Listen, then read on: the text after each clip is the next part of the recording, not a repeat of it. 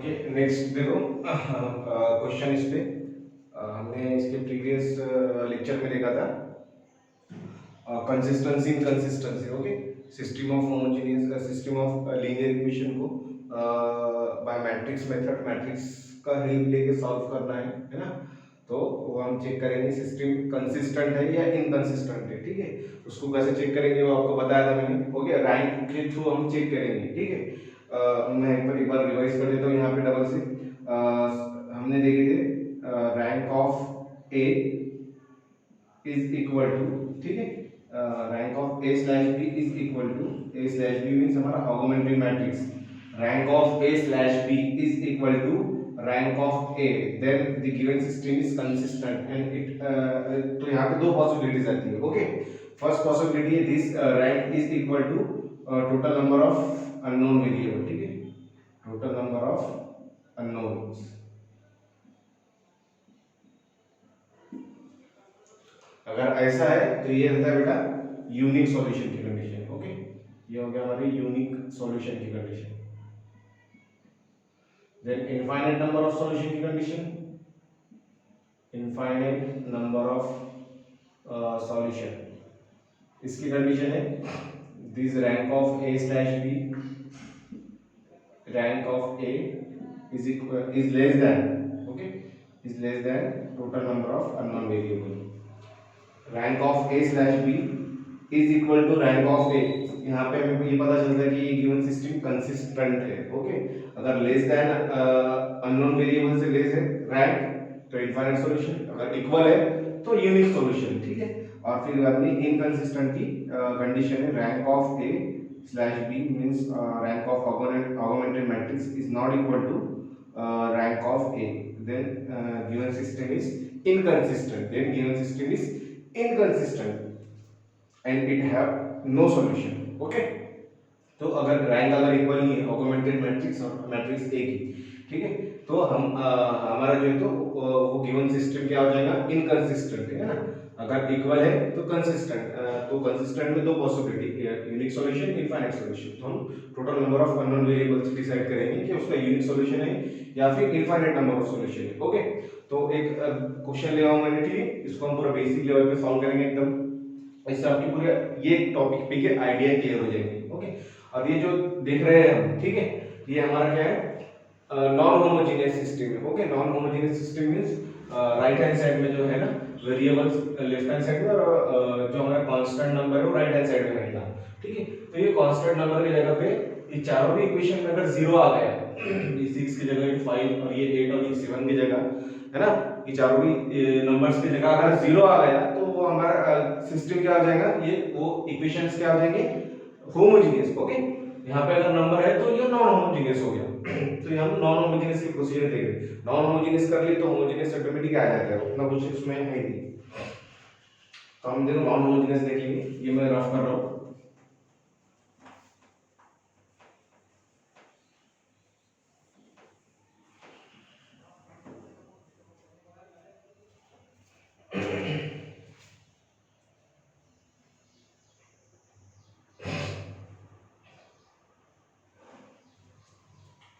अभी देखो यहाँ पे ये हमें चार इक्वेशन गिवन है, इसको हम मैट्रिक्स फॉर्म में लिखेंगे। ठीक है, मैट्रिक्स फॉर्म में मींस ax plus b वाले फॉर्म में। ओके, तो यहाँ पे चार इक्वेशन डबल से रिपीट नहीं लिखता हूँ, मैं डायरेक्ट लिख रहा हूँ ax plus b, ax is equal to, sorry, ax is equal to b।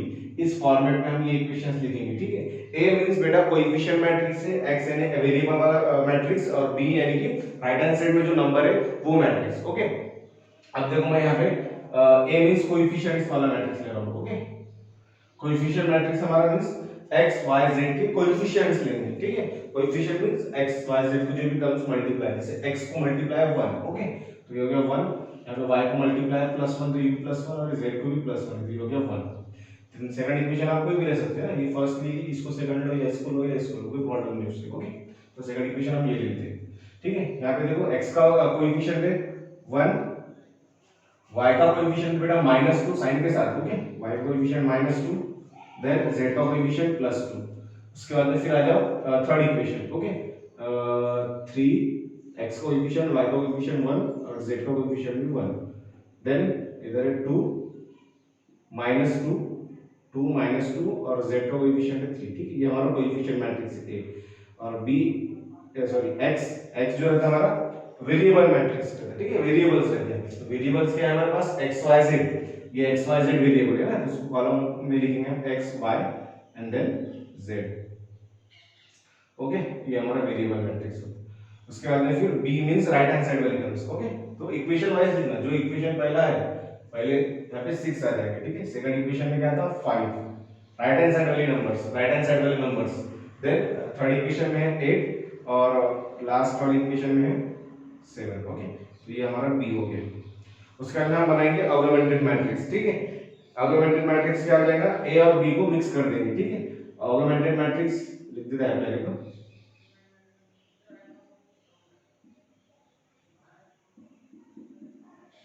Augmented matrix a/b। Okay, ये हमारा ऑगमेंटेड मैट्रिक्स है।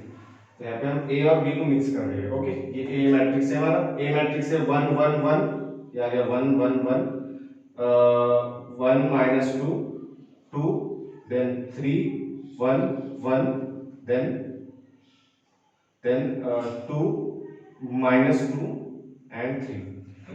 ये मैट्रिक्स है, और b मैट्रिक्स को यहाँ पे लिख देंगे कॉलम, तो हो जाएगा 6 5 8 7। ओके, यहाँ पे एक पार्टीशन दिखा देना, ठीक है, ऐसा, बिकॉज ये हमारा इतना जो है यहाँ से लेके ये पार्टीशन लाइन तक ये हमारा ए मैट्रिक्स है। ओके, और ये पार्टीशन लाइन से यहाँ तक ये हमारा बी मैट्रिक्स है, और दोनों को कंबाइन कर दिए तो a/b ऑगमेंटेड मैट्रिक्स है। ओके, तो यहाँ पे पार्टीशन लाइन से अटैच करके दिखा देना,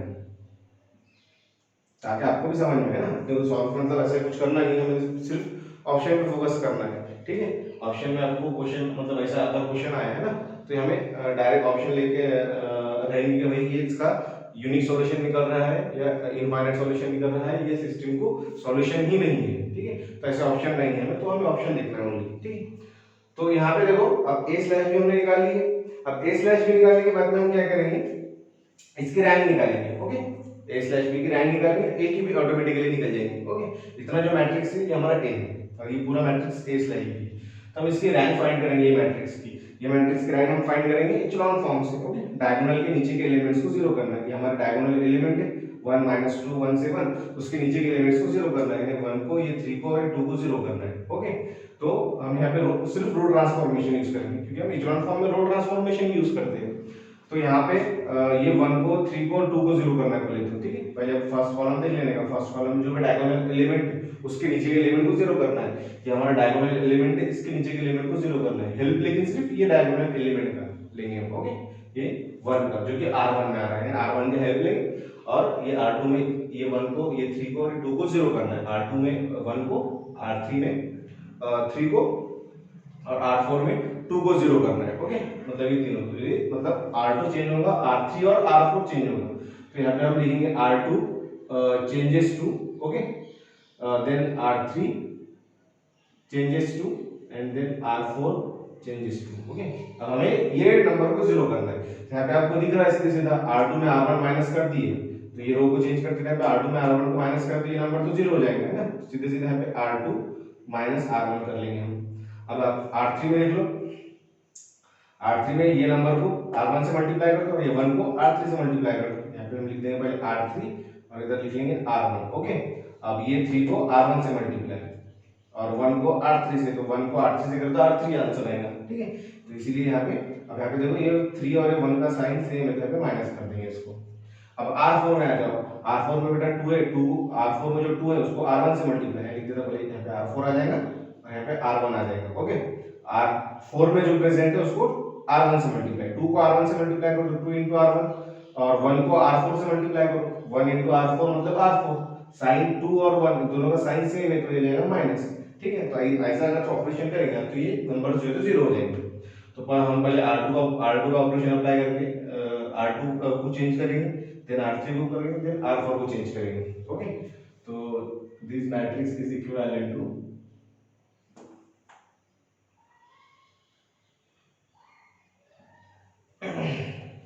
अब देखो यहाँ पे r1 चेंज हुआ, r1 को लिख लो पहले 1 1 1, देन 6,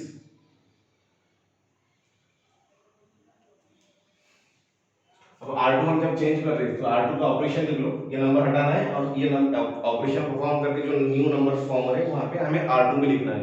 ओके, तो क्या ऑपरेशन क्या R2 minus R1 mean simply ये टर्म में से ये नंबर में से ये R2 में से R1 माइनस R2 में से R1 माइनस R2 में से R1 माइनस R2 में से R1 माइनस ऐसा करना है। ओके, तो 1 में से 1 माइनस करो तो आ जाएगा 0, देन 2 माइनस 2 और ये माइनस 1 ये हो जाएगा माइनस 3। ओके, माइनस करना है 2 माइनस 1 1 5 माइनस 6 ये हो गया माइनस 1। अब R3 का ऑपरेशन देख लो, तो R3 देखो R3 का ऑपरेशन ये नंबर हटाना है, उसकी जगह ये ऑपरेशन परफॉर्म करके जो नए नंबर आएंगे वो R3 में हमें लिखना है। ओके, तो R3 का ऑपरेशन बेटा क्या है, R3 है और -3 into R1 है, R1 को -3 से मल्टीप्लाई करके -3 से मल्टीप्लाई कर दो। ठीक है, R3 -3 into R1 ऐसा करना है, तो 3 -3 into 1 -3 3 -3 हो गया 0। ठीक है, उसका जो 1 -3 ये हो जाएगा बेटा -2, देन 1 -3। ओके, यहाँ पे भी देख लो 1 -3 से मल्टीप्लाई और 1 -3 अगेन -2, देन 8 सॉरी 8 R3 का ऑपरेशन है 8 -3 into 6। ओके, ये 8 R3 का है हमारा ऑपरेशन, 8 -3 into 6 तो कितना हो जाएगा -3 into 6 18, तो 8 -18 कितना हो जाएगा -10। ये हो गया R3 का ऑपरेशन। अब आ जाओ R4 के ऑपरेशन पे। ठीक है, तो मैं इसको अब इरेज कर देता हूं -3 को। ठीक है, अब जब हम R4 पे ऑपरेशन परफॉर्म कर रहे थे, देखो ऑपरेशन क्या है हमारा, R4 को जब चेंज करें तो ऑपरेशन देखो क्या है, R4 -2 into R1 है ना, तो R1 को बेटा -2 से मल्टीप्लाई, तो R1 को हम यहाँ पे -2 से मल्टीप्लाई कर देंगे सिंपली। ठीक है, R4 this R4 -2 into R1 ऐसा करना है। ठीक है, तो 2 -2 into 1 -2 2 -2 हो जाएगा 0। Okay, then -2 and this -2, okay -2 into 1 -2 हो जाएगा -2 -4। ओके, 3 -2 ये -2 मल्टीप्लाई होगा 3 -2 ये हो जाएगा 1 3 -2 1। ओके, देन 7 -2 into 6 तो 7 -12 है ना, 7 -12 कितना जाएगा -5 यस हो गया। ठीक है, 7 -12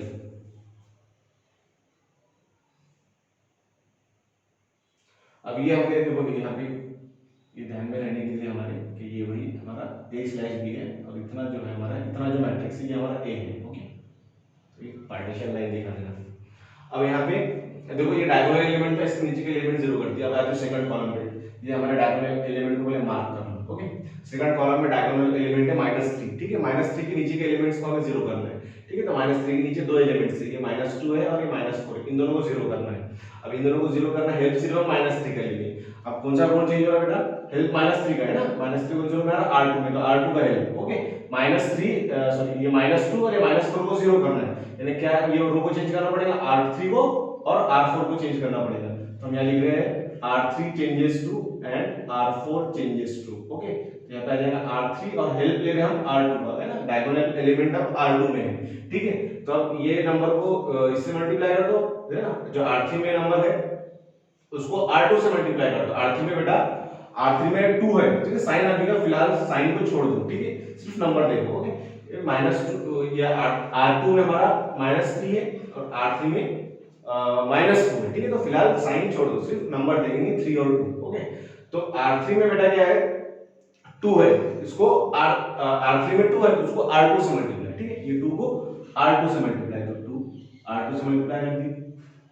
अब R2 में क्या है 3, ये 3 को R3 से मल्टीप्लाई, तो यहाँ पे R3 से मल्टीप्लाई कर दी। साइन देखो, अब साइन का देख लेंगे, साइन सेम है बेटा, आगे ये माइनस हो जाएगा, ऐसा ऑपरेशन करना है। अब R4 का बेटा आ जाएगा R4 और हेल्प और भी -3 का लेंगे, मींस R2 का ही लेंगे, -3 जो तो R2 में आ रहा है। अब अगेन देख लो, साइन को फिलहाल के लिए छोड़ दो, ये नंबर को R2 से मल्टीप्लाई और ये नंबर को R4 से मल्टीप्लाई। ओके, तो 4 को R2 से मल्टीप्लाई कर दो और 3 को R4 से मल्टीप्लाई कर दो। ठीक है, अब अगेन देखो ये -3 और ये माइनस, साइन देखो दोनों के सेम है, माइनस कर देंगे, साइन डिफरेंट हो तो प्लस कर देना। ये सब ऑपरेशन दोनों ऑपरेशन परफॉर्म करना है। This matrix is equivalent to, अगर भाई R1 और R2 चेंज होगा तो उसको लिख लेंगे 1 1 1 6, देन है 0 -3 1 -1। ओके, अब R3 और R4 जो है तो चेंज हो रहा है, तो R3 को हम जब चेंज करते हैं, यहाँ पे देख लो R3 को कैसे मल्टीप्लाई है, R3 को बेटा 3 से मल्टीप्लाई, R3 ये ऑपरेशन R3 को चेंज करने के लिए ऑपरेशन परफॉर्म कर रहे हैं हम। R3 को देख लो 3 से, ये R3 है हमारा, R3 को 3 से मल्टीप्लाई कर दिए, और R2 को बेटा -2 से है, तो R2 के फ्रंट पे -2 लिख लेंगे। ओके, सीधा सीधा ये नंबर का मल्टीप्लिकेशन, तो प्लस हो रहा प्लस, या फिर माइनस हो रहा माइनस, तो ये नंबर का मल्टीप्लिकेशन। ठीक है, अब यहाँ पे देखो 3 × -2, ये कितना हो जाएगा, 3 × -2 -6। ओके, और ये -2 -3 +6। ओके, -6 दिस +6, ये हो गया 0। पहले तो ये देख लो 0 और ये 0, तो ये तो 0 हो जाएगा। उसके बाद में ये -6 और ये +6, ये भी हो गया 0। ओके, उसके बाद में फिर ये 3 और ये -2, 3 -2 -6।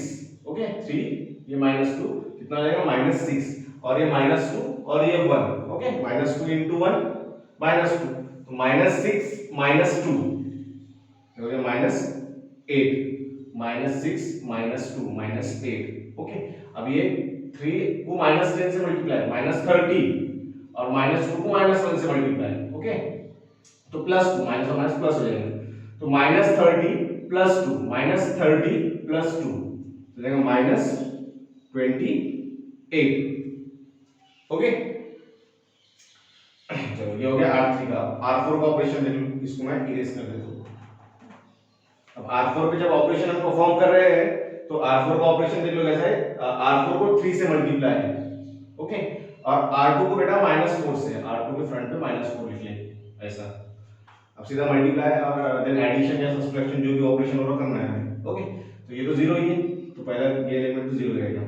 उसके बाद में 3 × -4, ये रहेगा -12। ठीक है, -12, और -4 × -3 +12, -12 + 12 ये हो गया 0। ओके, देन 3 × 1 3, -4 × 1 -4, 3 -4 3 -4 हो जाएगा -1। ओके, 3 -4 -1। अब यहाँ पे 3 × -5। ओके, 50 -50, 3 × -5 -15, -4 × -1, माइनस और माइनस प्लस है ना, +4, -15 + 4, -15 + 4 ये हो जाएगा -11, -15 + 4 -11। ठीक है, ये हमारा इतना जो मैट्रिक्स है हमारा ए है, इसलिए यहाँ पे पार्टीशन लाइन दिखा दी है ऐसा। अब ये डायगोनल एलिमेंट्स है। अब यहाँ पे देखो एक 3 की इसकी भी जरूरत पड़ती है, -8 के नीचे जो -1 है इसको 0 करना है। ओके, तो -8 हमारा डायगोनल एलिमेंट है ना, इसका हेल्प लेंगे, और ये -1 इसको 0 करना है। ठीक है, तो कौन सा रो चेंज हो रहा है, यहाँ पे R4 चेंज हो रहा है, तो लिख देंगे सिंपली R4 चेंजेस टू,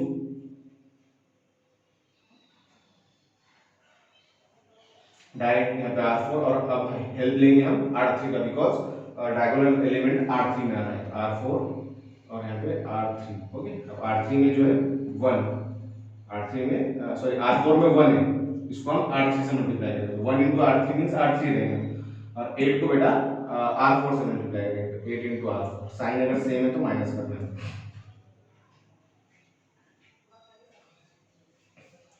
तो ये ऑपरेशन करने के लिए this matrix is equivalent to,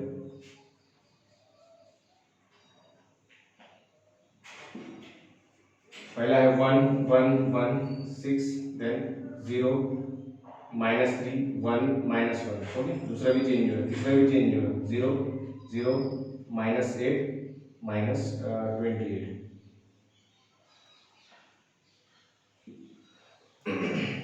अब यहाँ पे R4 को 8 से मल्टीप्लाई है, और R3 को -1 से, सिंपली ऐसे मल्टीप्लाई करना है। देखो R3 को -1 से, माइनस साइन मींस -1। ओके, तो 8 ये तो 0 हो गया, ये 0 आ जाएगा, ये भी यहाँ पे भी 0 आ जाएगा। ओके, -8 माइनस +8 ये भी 0 हो जाएगा, और ये कितना हो जाएगा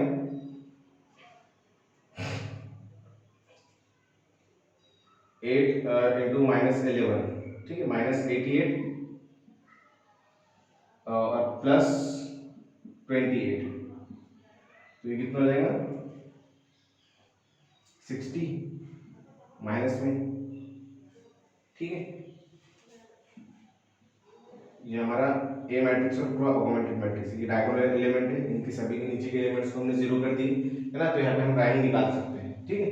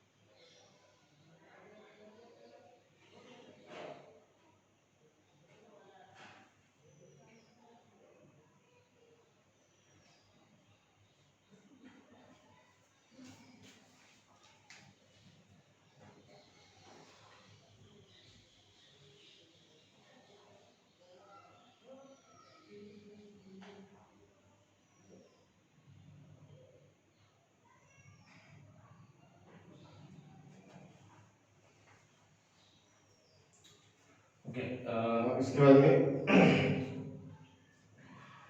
यहाँ पे हमने इसकी रैंक निकाली। अब यहाँ पे देखो इतना जो मैट्रिक्स है हमारा ये ए है, ठीक है। ओके, ये देखो यहाँ पे मैं मार्क कर रहा हूँ, इतना जो मैट्रिक्स है हमारा, इतना मैट्रिक्स, ये हमारा मैट्रिक्स ए है, ओके। और ये पूरा जो मैट्रिक्स है हमारा, ये मैट्रिक्स ए स्लैश बी है, ओके। तो मैट्रिक्स ए की रैंक देख लो पहले। मैट्रिक्स ए की रैंक कितनी है हमारी, मैट्रिक्स ए की रैंक है ना, रैंक कैसे निकालते हैं हम, रैंक ऑफ, सॉरी पहले ए स्लैश बी देख लो, मैट्रिक्स ए स्लैश बी की रैंक मतलब पूरे मैट्रिक्स की रैंक देख लो, ठीक है। रैंक कैसे निकालते हैं हम, total number of unknown variables, sorry rank हम निकालते हैं total number of non zero rose, total number of non zero रोज, ये नॉन जीरो है, सेकंड ये भी नॉन जीरो, ये भी नॉन जीरो, ये भी नॉन जीरो, मतलब रैंक होगी इसकी 4।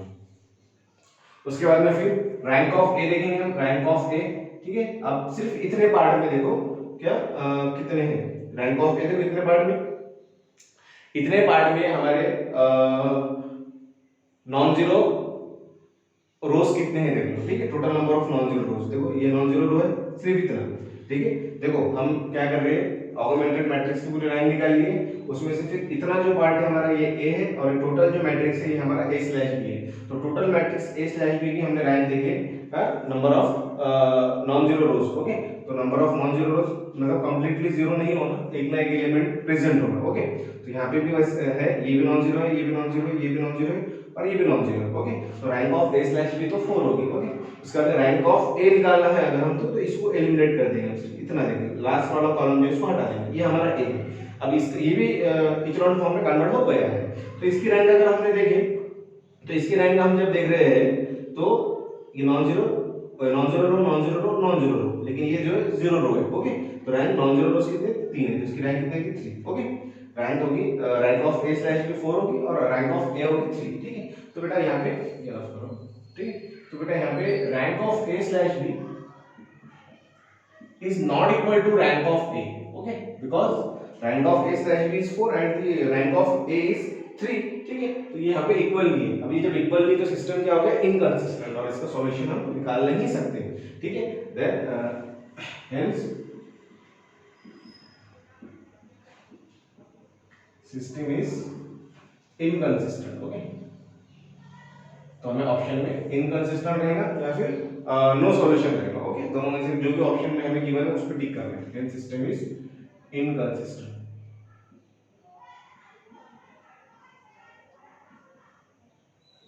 And have no solution.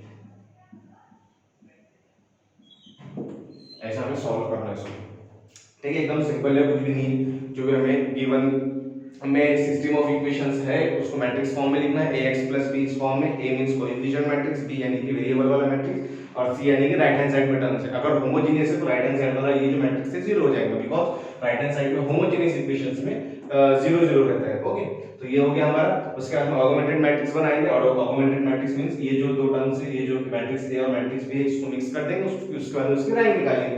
Rank निकालना है बाय इचेलॉन फॉर्म है ना, डायगोनल के नीचे के एलिमेंट्स को जीरो करना है, डायगोनल के नीचे के एलिमेंट जीरो करें तो रैंक डिसाइड करेंगे।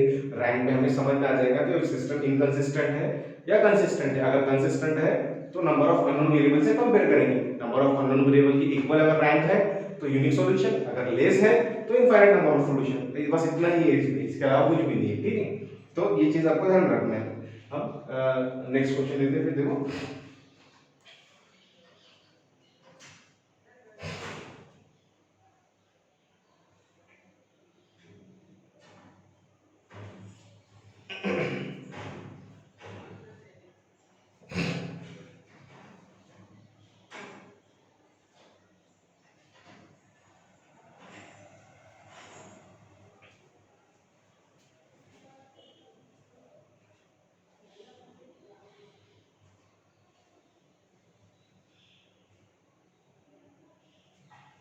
ये रफ करो, क्वेश्चन नंबर 2 देखो।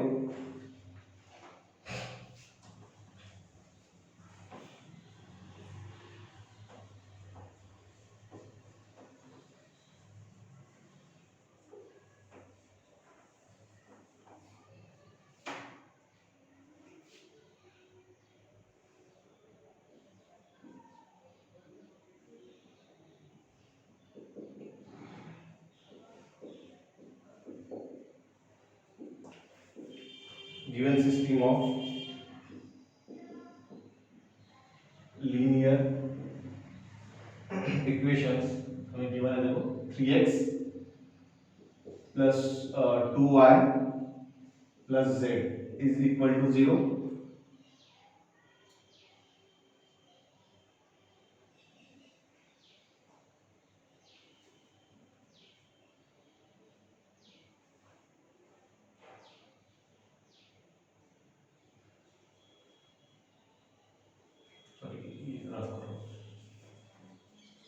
x plus y plus z is equal to 1, comma x plus 2y plus 4z is equal to 2। Then next है x plus 10y plus 10z, sorry x plus 4y plus 10z is equal to 4। x plus y plus z is equal to 1, x plus 2y plus 4z is equal to 2, x plus 4y plus 10z is equal to 4 has. Okay, हमें चार option given है। First option is unique solution,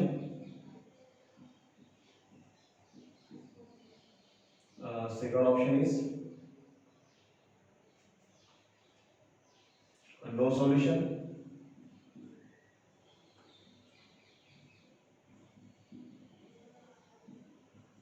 third option is infinite solution,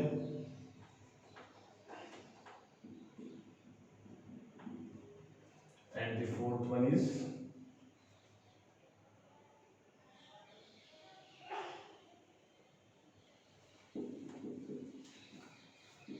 none of these. Okay, ये question है। Given system हमें given है, linear equation का जिन equation है ना, इसमें हमें बताना है कि ये इक्वेशन को मतलब सॉल्यूशन निकलता है, अगर निकलता है तो इनफाइनाइट है कि यूनिक है या निकलता ही नहीं। ठीक है, तो ये हमें क्वेश्चन गिवन है। तो हम देखो इसका सॉल्यूशन, ये रफ कर रहा हूँ मैं।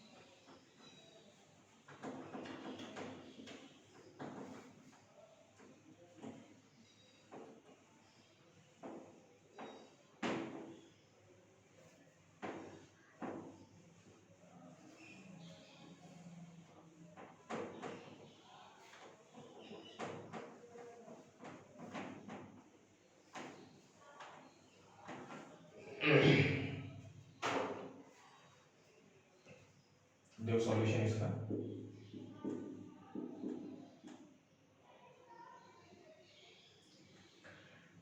इक्वेशंस लिख लेता हूँ मैं, x plus Y plus Z is equal to 1 है। सेकंड इक्वेशन है x plus 2y plus 4z is equal to 2, then x plus 4y plus 10z is equal to 4। Okay, so तीन इक्वेशंस गिवन है हमें। अब इसको हम matrix form में लिख लेंगे, उसका ऑगमेंटेड मैट्रिक्स बना लेंगे। ओके, तो मैं डायरेक्ट ऑगमेंटेड मैट्रिक्स ही बना लेता हूँ, a स्लैश b जो है तो हमारा आ जाएगा। a matrix means coefficient matrix. Coefficient matrix देख लो क्या है, कोएफिशिएंट मैट्रिक्स मतलब x y z के कोएफिशिएंट्स है ना। पहले इक्वेशन में देखो 1 1 1, ओके, सेकंड इक्वेशन में 1 2 4 और थर्ड इक्वेशन में 1 4 10। ओके, ये हो गई। और उसके बाद बी मैट्रिक्स जो है तो मिक्स कर देंगे, जैसे डायरेक्ट ऑगमेंटेड मैट्रिक्स लिख दो। ठीक है, तो बी मैट्रिक्स हमारा है 1 2 4। ओके, 1 डायरेक्ट कॉलम वाइज लिखेंगे 1 2 4। ओके, यहाँ पे हम सब पार्टीशन दिखा देंगे बिकॉज ये हमारा इतना जो है ए मैट्रिक्स है और पूरा जो है ऑगमेंटेड मैट्रिक्स है। अब इसके में रैंक फाइंड करना है। ओके, इचेलॉन फॉर्म से है ना, तो डायगोनल के नीचे के एलिमेंट्स को जीरो करता हूं। यहाँ पे तो डायगोनल एलिमेंट डिसाइड करना मुश्किल है, तो फिलहाल इसको नेग्लेक्ट कर देंगे हम और इसको हम डायगोनल एलिमेंट कंसीडर करेंगे, है ना। तो ये तीन एलिमेंट को हमें जीरो करना है। ये 1 के नीचे ये डायगोनल एलिमेंट है पहला, और इसके नीचे ये 1 और ये 1 आ रहा, इन दोनों को जीरो करना है। इसका फिर 2 के नीचे 4 आ रहा है, इसको जीरो करना है। ओके, तो पहले हम ये जो 1 है इसके नीचे ये दो एलिमेंट इनको जीरो करना है। हेल्प हम सिर्फ लेंगे 1 का मींस r1 का। ओके, और इन दोनों को जीरो करना है मतलब r2 और r3 चेंज हो रहा है, तो r2 changes to then again and r3 changes to. Okay, तो r2 जब चेंज हो रहा है आपको दिख रहा है r2 में से r1 माइनस कर दूंगा मैं तो सीधा सीधा जीरो हो जाएगा, तो r2 में से r1 को माइनस कर दो। ठीक है, अब r3 को चेंज करना है, इसको जीरो करना है तो क्लियरली दिख रहा है यहाँ पे ये 1 में से ये 1 माइनस कर दो मींस r3 में से r1 माइनस करो। ओके, तो ये आ जाएगा this matrix is equivalent to first row change हो उसको लिख लो 1 1 1 1। ओके, इसको बात करते हैं। अब देखो सीधे सीधे r2 माइनस r1 करना है। 1 माइनस 1 ये हो गया 0, 2 माइनस 1 ये हो गया 1, 4 माइनस 1 ये हो गया 3, देन 2 माइनस 1 1। ठीक है, उसके बाद में r3 में से r1 माइनस करो, 1 minus 1 0, 4 minus 1 3, 10 minus 1 9। Okay, 10 minus 1 9, 4 minus 1 ये हो गया 3। ये हमारा इतना जो है ए मैट्रिक्स है, यहाँ पे पार्टीशन लाइन दिखा देना है। तो ये हमारा डायगोनल एलिमेंट है बेटा, ये देखो इसका 1 का हेल्प लेके दोनों को जीरो कर दी। अब ये 1 का हेल्प लेके 3 को जीरो करना है मींस यहाँ पे r3 चेंज हो रहा है, तो r3 changes to okay r3। अब हेल्प लेंगे हम 1 का जो कि r2 में रहा, मतलब r2 का हेल्प यहाँ पे आ जाएगा r3 और जिसका हेल्प लेंगे उसको यहाँ पे लिख देंगे r2। ओके, यहाँ पे r3 में जो इसको r2 से मल्टीप्लाई 3 है ना, और r2 में जो इसको r3 से मल्टीप्लाई 1 से क्या तो कोई इफेक्ट नहीं होगा, r3 रहेगा। ओके, उसके बाद में देखो दोनों के साइन सेम है तो माइनस कर दो। ओके, ये हो गया हमारा operation, this matrix is equivalent to, ये देखो फर्स्ट रो चेंज हो रहा है 1 1 1 1। ओके, सेकंड रो भी चेंज हो रहा है 0 1 3 1, और थर्ड रो देखो थर्ड रो जब चेंज कर रहे तो r3 माइनस 3 r2 है। ठीक है, r2 को माइनस 3 से मल्टीप्लाई है, तो माइनस 3 से मल्टीप्लाई कर दो तो 0 माइनस 3 इंटू 0 ये हो गया 0, 3 माइनस 3 0, 9 माइनस 9। ओके, देखो 9 माइनस 3 इंटू 3 माइनस 9, 9 माइनस 9 ये हो गया 0, देन 3 माइनस 3 3 माइनस 3 अगेन 0। ठीक है, ये हमारा ऐसा पार्टीशन दिखा देंगे। ठीक है, इतना जो मैट्रिक्स है हमारा ये ए है, इतना जो मैट्रिक्स है ये हमारा ए मैट्रिक्स है, और ये पूरा इतना जो है तो ये हमारा ए स्लैश बी मैट्रिक्स है, ऑगमेंटेड मैट्रिक्स। ठीक है, तो पहले ए स्लैश बी की रैंक देख लो, rank of A slash B है ना, total number of non zero rows, non zero rows देखो ये दोनों चाहिए। ओके, ये कंप्लीटली थर्ड रो जो तो कंप्लीटली जीरो है तो इसकी रैंक कितनी होगी 2। Okay, then rank of A. ठीक है, रैंक ऑफ ए मींस इतने पोर्शन की रैंक, लास्ट वाला कॉलम निकाल दो, इतने पोर्शन की रैंक देखो, इतने पोर्शन की रैंक अगेन देखो, total number of non zero रोज ये और ये दो है, तीसरा जो रो है वो जीरो है तो तो रैंक ऑफ ए भी 2 है। देखो दोनों भी इक्वल है मतलब कंसिस्टेंट है, मतलब इसका दो पॉसिबिलिटी हो सकती है, तो यूनिक सॉल्यूशन या फिर infinite number of solution. Okay, तो rank of A slash B और रैंक ऑफ ए ये हमारे इक्वल है, ठीक है। अब इसको कंपेयर करेंगे हम total number of unknown variables से, ठीक है। तो यहाँ पे मैं पहले लिख लेता हूँ total number of unknown variable, ये रफ रहेगा, total number of unknown variables.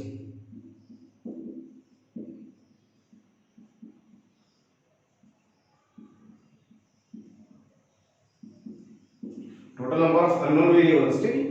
कितने अननोन वेरिएबल, 1 2 3 तीन है, एक एक्स एक वाई एक जेड है। Total number of unknown variable 3 है ना।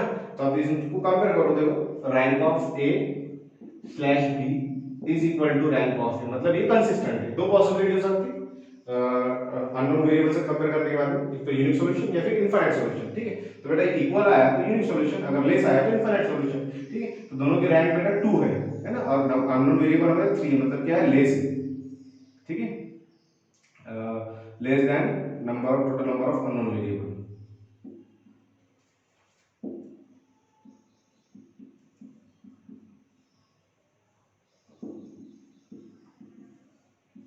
दैट इज कितना 3, और उसकी रैंक 2 है, मतलब रैंक से रैंक जो है तो अननोन वेरिएबल से लेस है। Okay, total number of unknown variable से लेस है, इसका मतलब क्या है, ये infinite solution. Okay, infinite solution. Okay, हमारा ऑप्शन नंबर है थर्ड ऑप्शन हमारा करेक्ट है, ठीक है। तो ऐसा करना एकदम सिंपल है, कुछ भी हार्ड नहीं इसके अंदर। इस पे क्वेश्चन भी आए हैं, पेपर में भी क्वेश्चन आया है इस पे, वो भी क्वेश्चन ले लेंगे हम। थ्योरेटिकल क्वेश्चन भी आ सकता है बेटा इसके अंदर, ठीक है। तो मैं यहाँ पे थ्योरेटिकल क्वेश्चन ले लेता हूँ। Question number 3,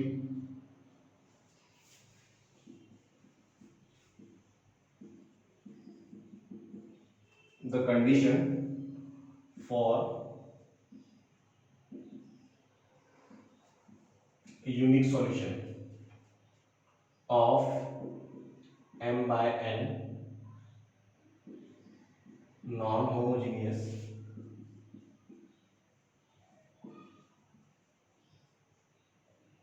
system of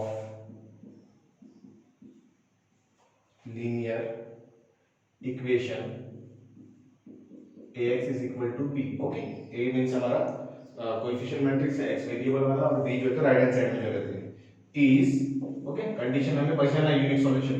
okay, देखो पहला ऑप्शन है हमारा rank of A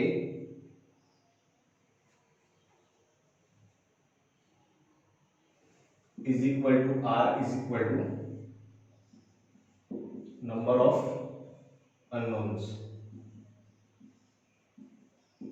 okay, second option है rank of A is equal to r is less than number of unknowns। Third है none of these, and fourth one is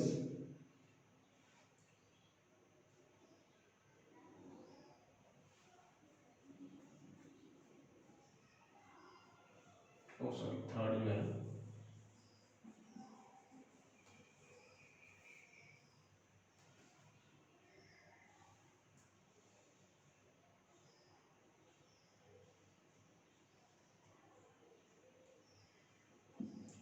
rank of A is equal to,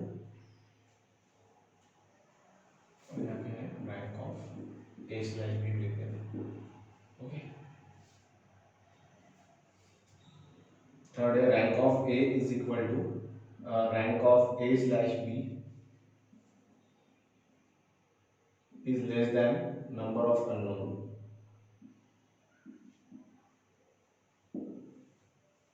और fourth one है none of these। Okay, ऐसे चार हमारे option है, ठीक है। पहला option rank of A is equal to number of unknown is equal to rank of A slash B. Second है rank of A is equal to R, R मतलब जो भी है हमारी rank R, is less than number of unknown. Okay, third number rank of A is equal to rank of A slash B is less than number of unknown. Okay, और fourth number this. Okay, तो यहाँ पे देखो आपको simply समझ में आ रहा है ना. यूनिक सॉल्यूशन के लिए कंडीशन हमारी पहले सिस्टम कंसिस्टेंट मतलब रैंक ऑफ ए और rank of A slash B equal होना. वो ठीक है, और उसकी जो रैंक है जो भी आई होंगे आर वगैरह, ठीक है, ये नंबर ऑफ अननोन भी इक्वल होना. मींस हमारा जो पहला जो ऑप्शन है करेक्ट है. Okay, first option is correct. Rank of A is equal to rank of A slash B is equal to number of unknown variables. ठीक है, तो ऐसे थ्योरेटिकल क्वेश्चन भी आ सकता है. जो नेक्स्ट क्वेश्चन बता रहा हूं,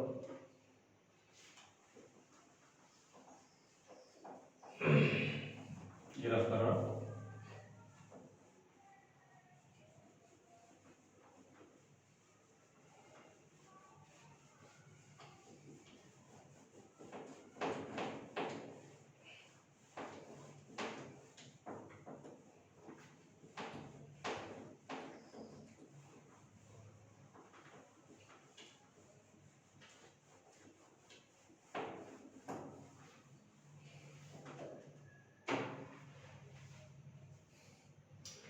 नेक्स्ट थ्योरेटिकल क्वेश्चन है ये जो है ना, पेपर में आ चुका है question. Okay,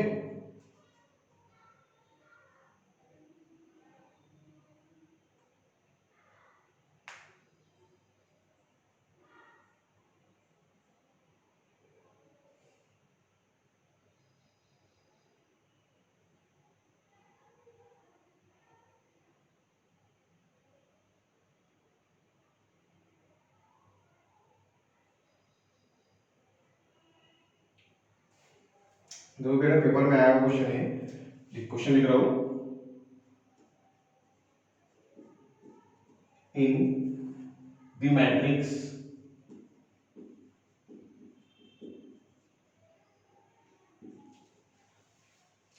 px is equal to, in the matrix px is equal to q, in the matrix equation, in the matrix equation px is equal to q, which of the following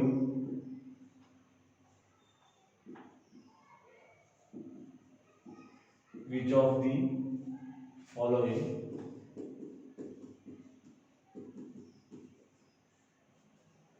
is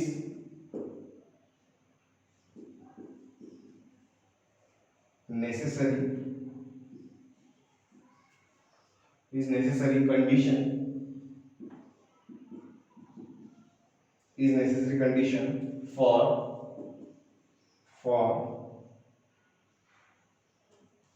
the existence,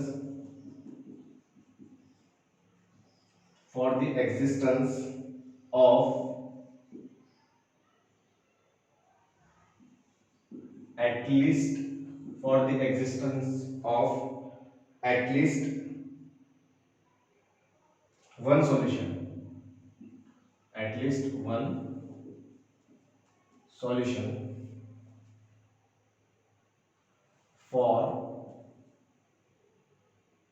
the unknown vector x question mark, for the unknown vector x question mark. First option था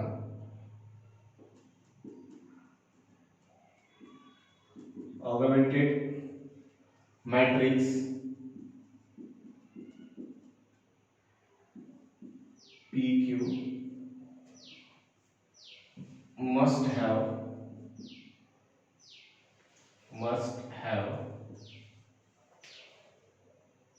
the same rank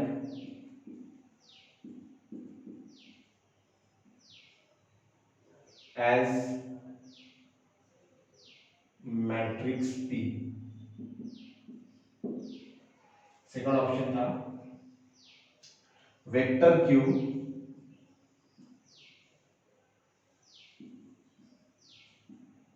must have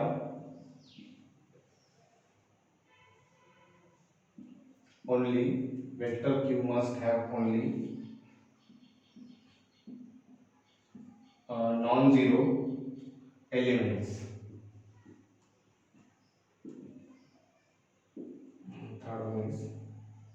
matrix P matrix P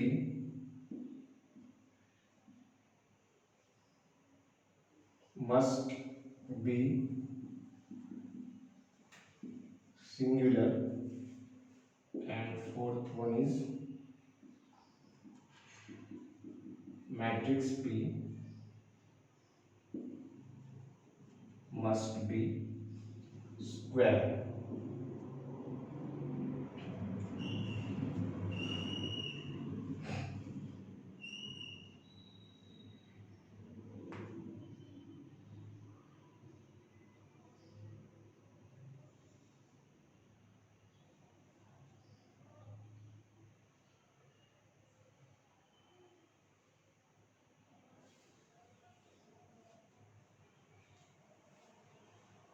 ये आया हुआ है 2018 में। Okay, ये question आया 2018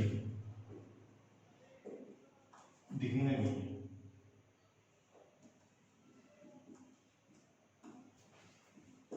ठीक, 2018 में आया था बेटा क्वेश्चन। अब यहाँ पे देखो, हमें कंडीशन गिवन है, मैट्रिक्स इक्वेशन गिवन है ना। मैट्रिक्स इक्वेशन जो कैसे px is equal to q, मतलब ax is equal to b इस फॉर्मेट में है। ठीक है, वेरिएबल कुछ भी चेंज हो सकते हैं, कोई प्रॉब्लम नहीं, उस वेरिएबल का टेंशन लेना नहीं, वेरिएबल कुछ भी आ सकते हैं। ठीक है, हम जैसे ax प्लस b यूज कर रहे हैं, यहाँ पे आया था वेरिएबल p और x और q, ऐसा वेरिएबल आया था। ओके, तो उससे कोई टेंशन नहीं, p हमारा कोएफिशिएंट वाला है, x जो तो हमारा वेरिएबल वाला मैट्रिक्स है, इसको वेरिएबल वेक्टर भी बोलेंगे। ओके, वेक्टर भी बोल सकते हैं, मैट्रिक्स भी बोल सकते हैं, और क्यू को भी। ओके, जहां सिंपली कॉलम या फिर रो रहता है उसको वेक्टर भी बोलते हैं, वो मैट्रिक्स, कॉलम मैट्रिक्स या रो मैट्रिक्स को वेक्टर भी बोलते हैं कभी। ओके, तो उसका टेंशन नहीं। ठीक है, हमें बस एक कंडीशन पहचानना है। तो px is equal to q, which of the following is a necessary condition for the existence of at least one solution। ठीक है, existence of at least one solution means वो इक्वेशन का कम से कम एक तो भी सॉल्यूशन होना, मतलब वो इक्वेशन क्या होना, कंसिस्टेंट होना, मतलब हमें कंसिस्टेंसी की कंडीशन पहचानना है। ओके, तो कंसिस्टेंट की कंडीशन क्या है बेटा, कि rank of a slash B, augmented matrix की रैंक और a मैट्रिक्स की रैंक इक्वल होना। Rank of a slash b मतलब ऑगमेंटेड मैट्रिक्स की रैंक और a मैट्रिक्स की रैंक इक्वल होना। ठीक है, तो देखो पहला option, augmented matrix pq must have the same rank as matrix p। Okay, हमारा हम a यूज करते हैं p है। ओके, तो p अगर यूज कर रहे हैं तो rank of a slash b means rank of p slash q। Okay, ऐसा बोलेंगे ना, ऑगमेंटेड वेरिएबल अगर चेंज कर दिए तो p स्लैश q की रैंक p के इक्वल होना। ठीक है, तो rank of p slash q is equal to rank of p। ठीक है, मींस पहला ही ऑप्शन हमारा करेक्ट है। ठीक है, ऐसा सिंपल था ये, बस हमें कंडीशन पहचानना था, वेरिएबल चेंज कर दिए थे उन्होंने, है ना। और थोड़ा सा कहने का मतलब भी चेंज, मतलब अलग वे में क्वेश्चन है। ठीक है, यहाँ पे कंसिस्टेंसी की कंडीशन ना पूछते हैं, एटलीस्ट वन सॉल्यूशन की कंडीशन पूछिए। ठीक है, कंसिस्टेंसी का मतलब एटलीस्ट कम से कम सॉल्यूशन निकलना उसका एक तो भी। ठीक है, उसको हम क्या बोलेंगे, सिस्टम को कंसिस्टेंट है। ठीक है, अगर एक भी सॉल्यूशन नहीं निकला तो इनकंसिस्टेंट हो गया। ठीक है, तो ऐसा पूछिए। ठीक है, कंसिस्टेंसी में पूछते हुए क्या पूछे, existence of at least one solution. ठीक है, मतलब कम से कम एक तो भी सॉल्यूशन होना ये इक्वेशन का, मींस ये इक्वेशन कंसिस्टेंट होना, और कंसिस्टेंट की कंडीशन में ऑगमेंटेड मैट्रिक्स की रैंक और कोएफिशिएंट मैट्रिक्स की रैंक इक्वल, है ना। ये हमारा कोएफिशिएंट मैट्रिक्स और इन दोनों को मिला दिया तो ऑगमेंटेड मैट्रिक्स मींस p/q और p की रैंक इक्वल होना। तो हमारा पहला ऑप्शन करेक्ट है ऐसा। ठीक है, ये पेपर में आया था क्वेश्चन। और एक क्वेश्चन देखते हैं।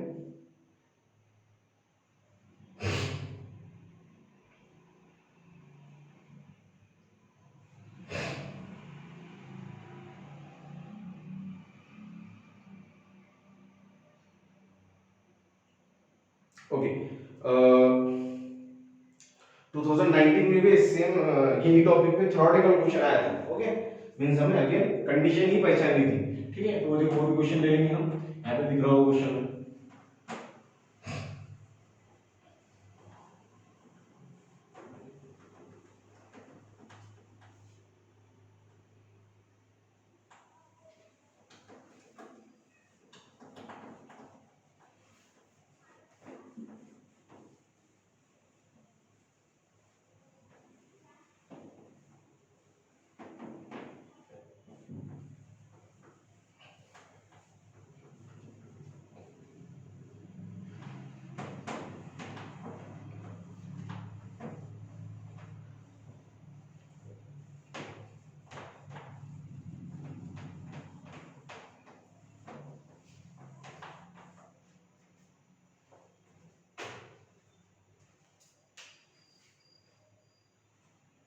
जो बेटा 2019 में आया था क्वेश्चन है,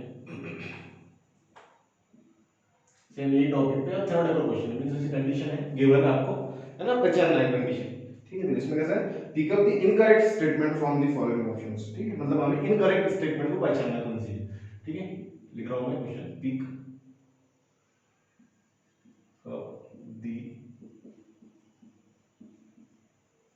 इनकरेक्ट, है ना, रॉन्ग स्टेटमेंट कौन सी है वो पहचानना है हमें। Incorrect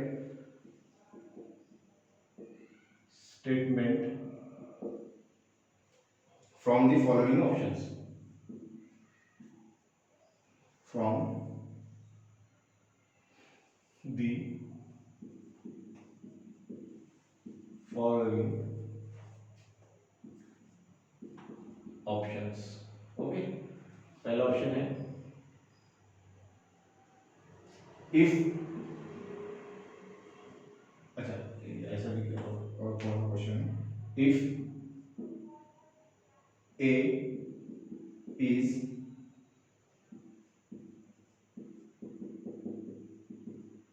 coefficient matrix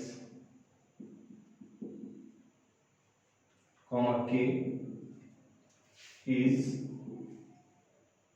augmented matrix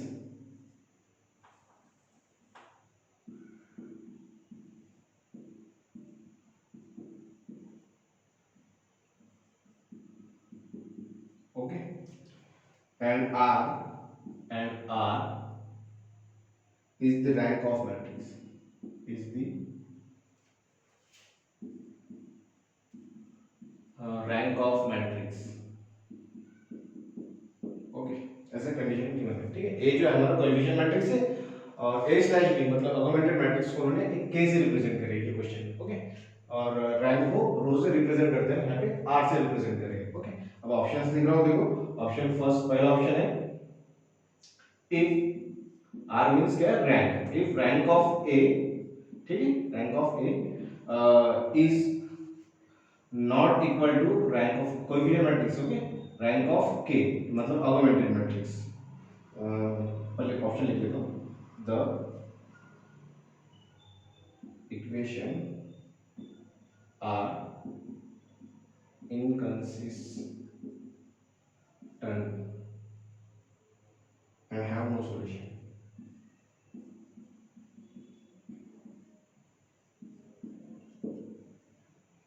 second है if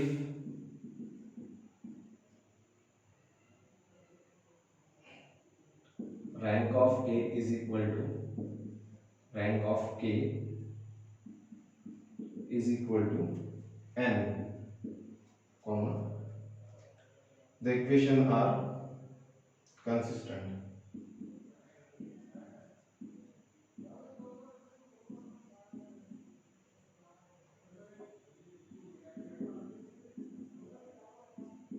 consistent and have unique solution, and have unique solution। Okay, third option लिख रहा हूं, if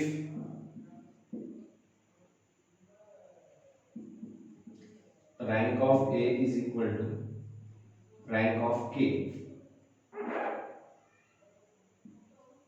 is less than n, the equations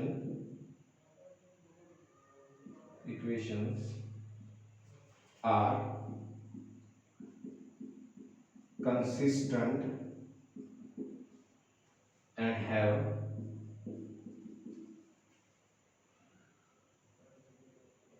infinite number of solution। okay,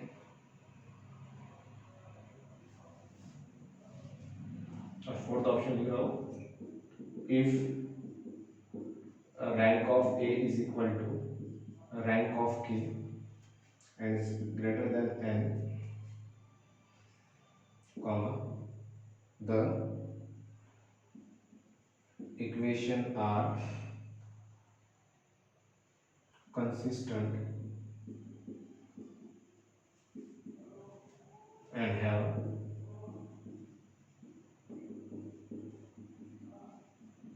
infinite number of solution. Okay, ये चार option given है।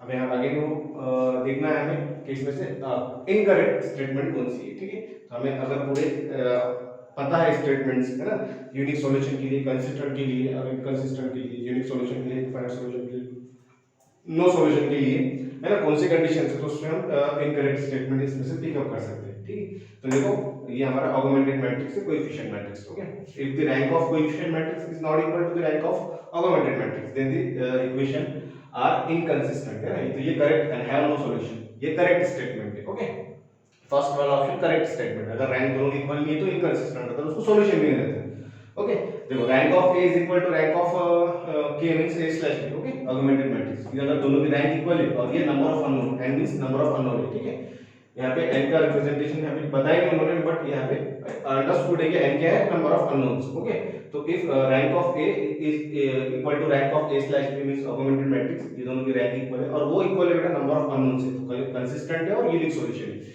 ये भी statement correct है। उसके बाद में नेक्स्ट है rank of a is equal to rank of k। Okay, दोनों की रैंक इक्वल है, बट ये लेस है बेटा नंबर ऑफ अननोन्स से, लेस है नंबर ऑफ अननोन्स से, तो कंसिस्टेंट है लेकिन इनफाइनाइट सॉल्यूशन, ये भी स्टेटमेंट करेक्ट है। ठीक है, rank of a is equal to rank of k means augmented matrix.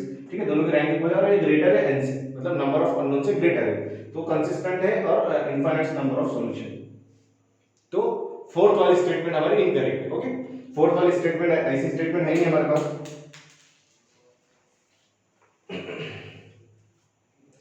है ना।